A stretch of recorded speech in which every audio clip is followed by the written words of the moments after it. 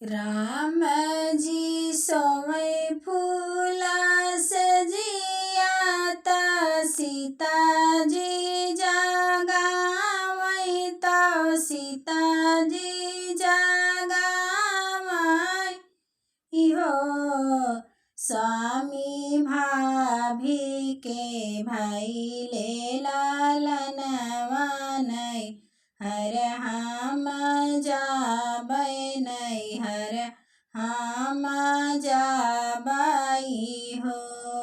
स्वामी भाभी के भैले लालनवा नैहर हम जाबै नैहर हम जाबै हो। यतनी वचन सुने राम जी ता सीता जी से बोला ता सीता जी से बोलाई हो।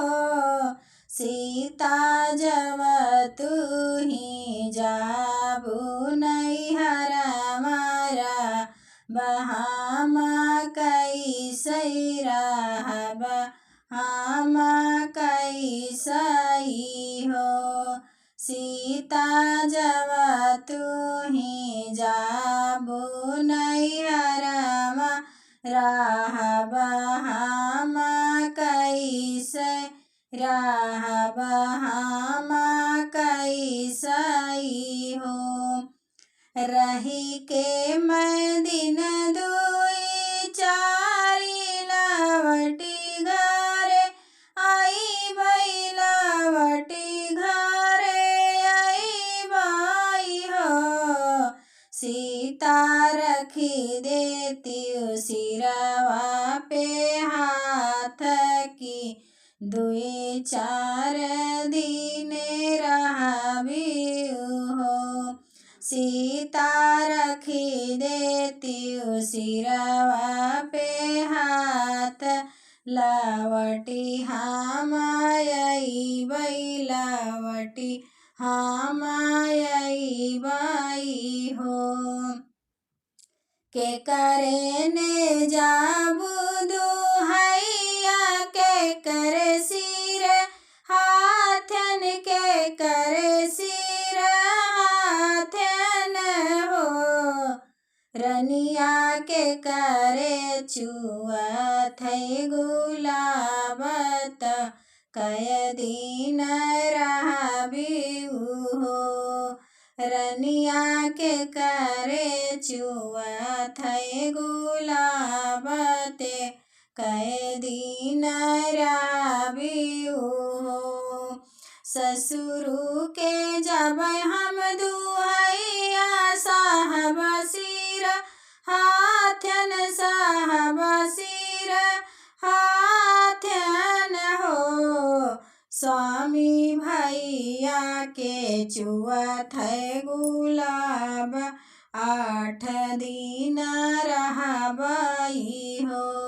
स्वामी भैया के चुअत गुलाब 8 दिन रहबै हो।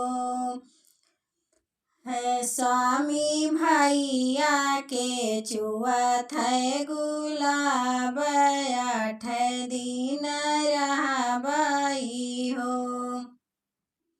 मैया मोरी रहिया निहारै की बेटी मोरी आवती होई है बेटी मोरी आवती होई है हो।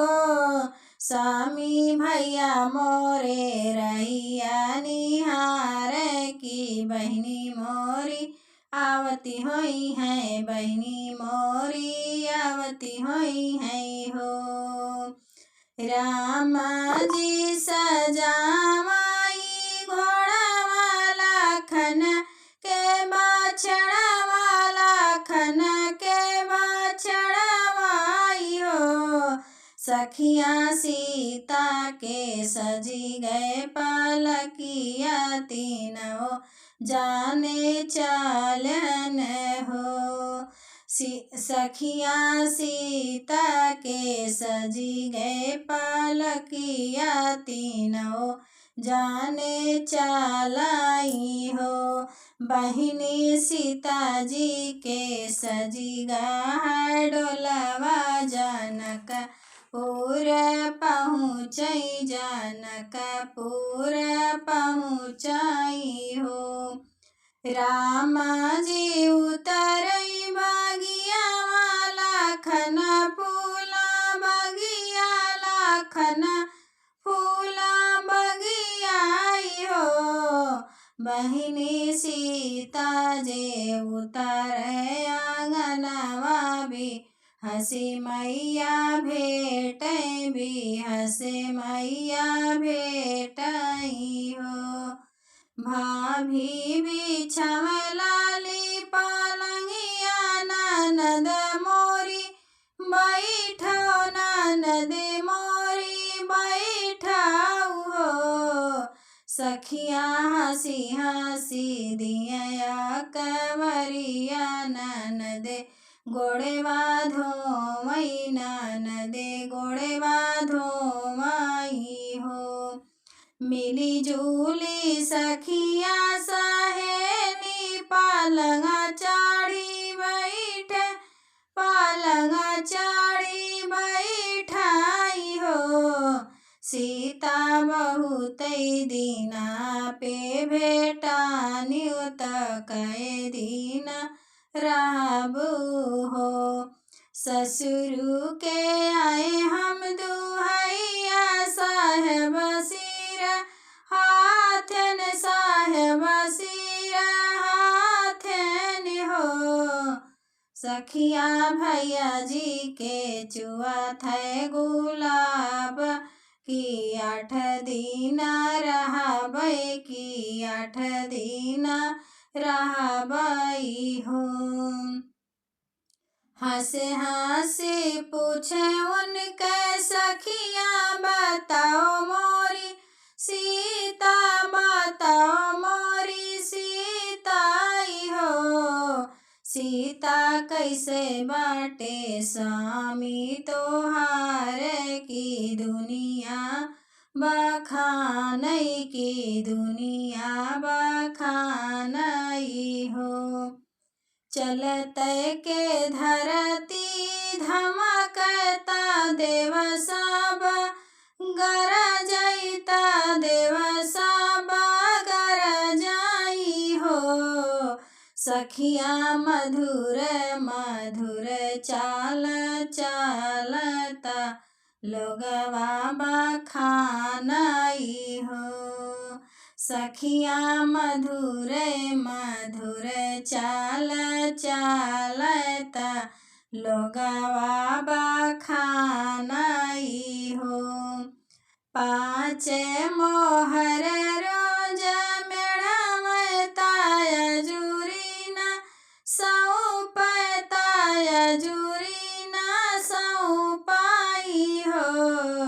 सखिया यस लखपति मोरे सजनवा दहेजवो न मांगई हो। सखिया यस लखपति हमारो सजनवा दहेजवो न मांगई हो।